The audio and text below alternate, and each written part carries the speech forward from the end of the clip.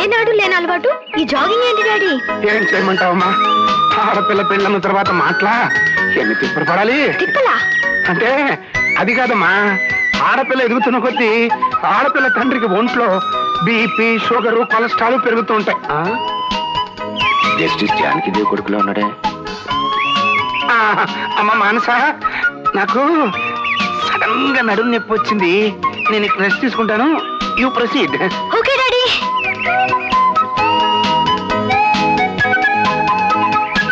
వీళ్ళిద్దరినీ కలపాలంటే గుర్తొచ్చింది.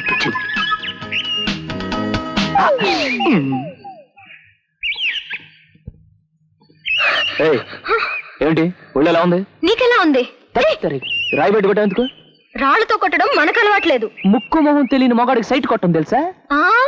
నువ్వొక ఇంద్రుడివి చంద్రుడివి, నీ కొట్టాలి సైటు. డిప్ప మొహం నువ్వు. డిప్పా గిప్ప అన్నావో వాయించేస్తా. వాయించేస్తావా? ఏంటి డోలా సన్నాయా? మేళం, పెళ్లి మేళం వాయించేస్తా. ఇదిగో నన్ను రెచ్చగొట్టుకో. రెచ్చగొడితే ఏం చేస్తా? పళ్ళు రాలేటట్టు ఈడ్చి కొడతాను. ఆహా, కొట్టు చూద్దాం. కొట్టు.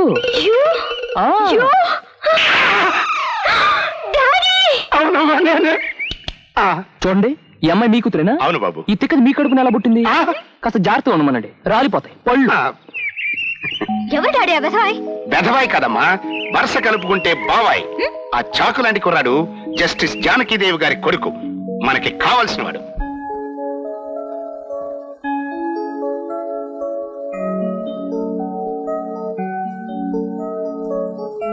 ఎవరది?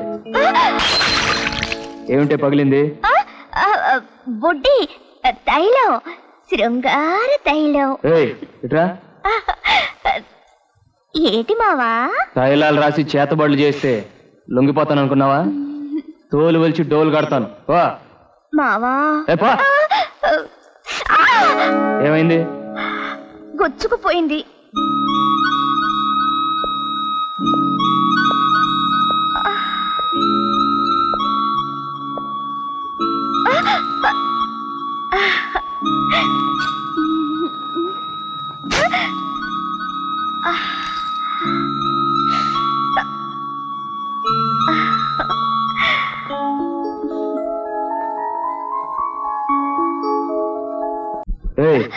ఏమిటలా బొమ్మలా నిలబడన్నావు? పొద్దున్నే ఎవరి ముఖం చూశానో ఏటో ఏం చక్కగా గాజు పెంకుచ్చుకుంది, నీ చేతులతో నాకు కట్టు కట్టావు. నువ్వు అలాగే కులుకుతూ తిరుగుతూ ఉండు, గాజు పెంకు కాదు ఏకంగా గాజు బుడ్డే గుచ్చుకుంటుంది.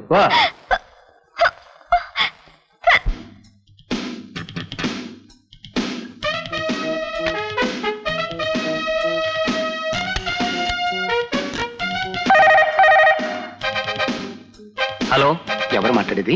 విజయ్. 1 minute please. మిస్టర్, నీకు ఎన్నిసార్లు చెప్పాలి ఇలా మాట మనకి ఫోన్ చేయొద్దని? ఈ ఫోన్ కనుక మా అమ్మాయి రిసీవ్ చేసుకుంటే నీ గోప గుయ్యమనేది. ఎవరు డాడీ? ఆ జడ్జి గారు అబ్బాయి విజయమ్మ. ఇది 10వ ఫోను. రిసీవర్ ఎత్తగానే పోస్ట్ ఆఫీస్ లో కార్డు మీద స్టాంపులు గుద్దినట్టుగా ఒకటే ముద్దులు. Hello hello mister Vijay, phone లో ముద్దులు పెడుతున్నావంట, నోటి మీద వాత పెట్టించినా? ఓహో, నువ్వా కిస్సులు రాణి? ఫోన్ చేసి వాతలంటావేమిటి? వాట్? ఫోన్ నేను చేశానా? లేక నేను చేశానా? అసలు ఇందాక ఎవడు మాట్లాడింది? ఎవరా? He's my father. ఫాదరా? నీకే అనుకున్నాను, నీ బాబుకు కూడా బుద్ధి లేదనమాట. మా డాడీని అంత మాట అంటావా? ఫోన్ చేసి నన్ను రెచ్చగొడతావా? ముందు నీ ఇంటి అడ్రస్ చెప్పు. Mental hospital, doctors colony, number 6. ధైర్యం ఉంటే రా. మెంటల్ కేసా? ఇప్పుడే వస్తున్నాను, నీ పిచ్చి కుదురుస్తా. 1 minute అక్కడే ఉండు. డాడీ, వాడిక్కడికే వచ్చేస్తున్నాడు. వెంటనే పోలీసులు పిలిపించు. న్యూసెన్స్ కేసు మీద అరెస్ట్ చేద్దాం. ఈ మాత్రం దానికి పోలీసులు ఎందుకమ్మా? అయినా ఆ కుర్రాడి తాపత్రయం చూస్తుంటే నిన్ను ప్రేమిస్తున్నాడేమో. డాడీ, వెంటనే పోలీసులు వచ్చి ఏర్పాటు చేస్తా.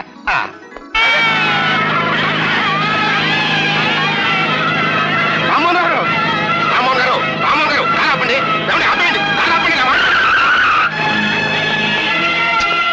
కాస్తుంటే ఆ కారు కింద పడేవారు. నాకేమైపోయినా పర్వాలేదు బాబు, ఆ కారు నడుపుతున్న మీ నాన్నగారిని కాపాడు. ఏంటి?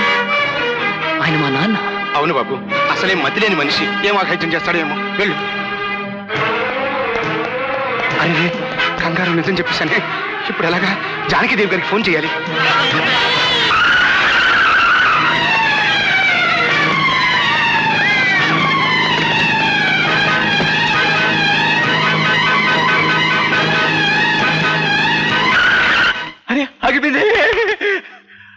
How are you friend?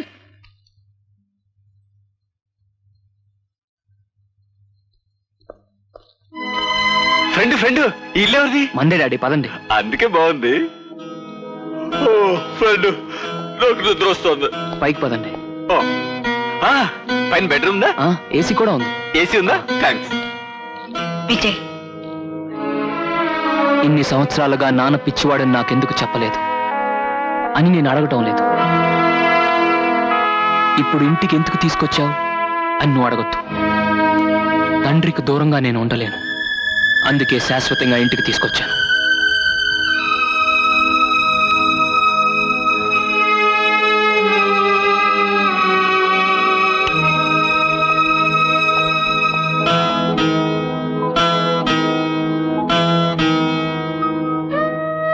మతి స్థిమితం లేని నీ తండ్రి ఇన్నాళ్ళు హాస్పిటల్లో ఉన్నాడన్న నిజం నీకు చెప్పకుండా మోసం చేశాననుకుంటున్నావు కదూ? ఈ ప్రపంచంలో ప్రతి తల్లి తన బిడ్డను నిద్రబుచ్చేందుకు చందమామ రావే జాబిల్లి రావే అంటూ దిగిరాని ఆ చందమామ దిగు వస్తాడని తన బిడ్డను నమ్మిస్తుంది. నేనెప్పుడూ నిన్నలా నమ్మించలేదు.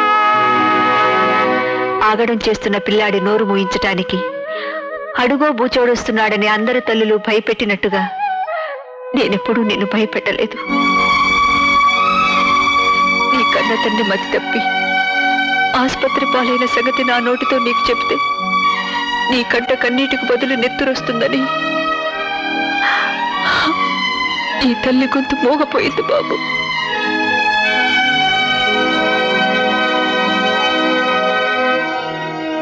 అన్నా, నీ బాధ నాకు అర్థమైంది.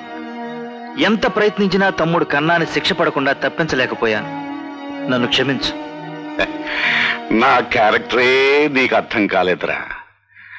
ఏనుగు చచ్చినా వెయ్యే బతికినా వెయ్యే అనేవారు ఆ రోజుల్లో. ఈ రోజుల్లో కన్నా ఉన్నా లేకున్నా ₹1,00,00,000. అంటే పొగా గోడౌన్ పద, అక్కడ నీకే తెలుస్తుంది. మీకు ఒక ముఖ్యమైన విషయం చెప్తున్నానో వినండి. ఇంకా సేపట్లో ఈ గోడౌన్ లో ఉన్న సరుకు చూసుకోవడానికి బ్యాంక్ మేనేజర్ వస్తున్నాడు.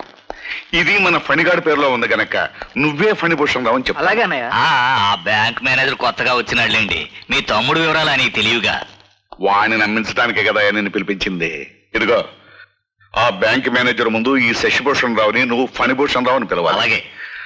త్వరలో వృద్ధి పడుతున్న మా ఫణిగాడి పేరు మీద మనం ₹1,00,00,000 లోన్ శాంక్షన్ చేసుకోబోతున్నాం.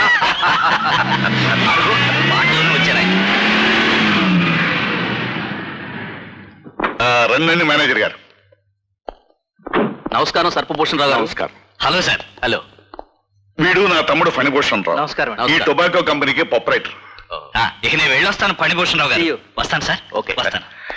రండి గోడౌన్ చూద్దరు కదండి.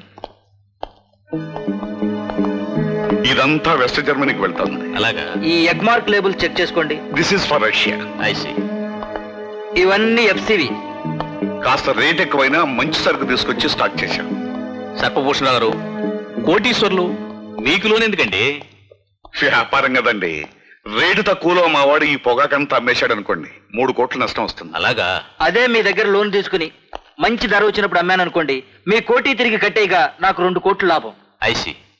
అప్లికేషన్ ఫామ్ తో బ్యాంక్ వస్తే మీకు వెంటనే లోన్ శాంక్షన్ చేయిస్తాను.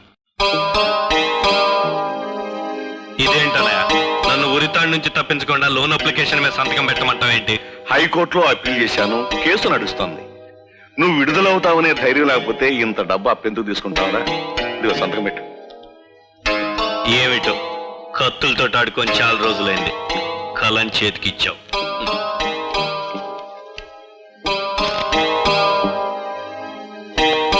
అన్నయ్య, మన కేసును హైకోర్టు రిజెక్ట్ చేసింది కదా.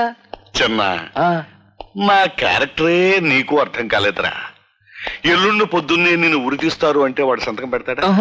పెట్టకపోతే ₹1,00,00,000 రావు. వచ్చాక వాడు చచ్చాక మనం ఈ అప్పు తీర్చాల్సిన అవసరమే ఉండదు. ఈ లోపుగా ఎవ్వరికీ తెలియకుండా గోడౌన్ లో ఉన్న పొగాకు తీసేసి దాని నిండా గడ్డి పెట్టచ్చు. నీ క్యారెక్టర్ ఏమిటో అప్పుడప్పుడు చెబుతూ ఉండన్నయ్య, లేకపోతే ఎప్పుడు ఎక్కడ ఏం నిర్ణయం నా మీద తీసుకుంటావు తెలియక చేస్తాను. అలాగే.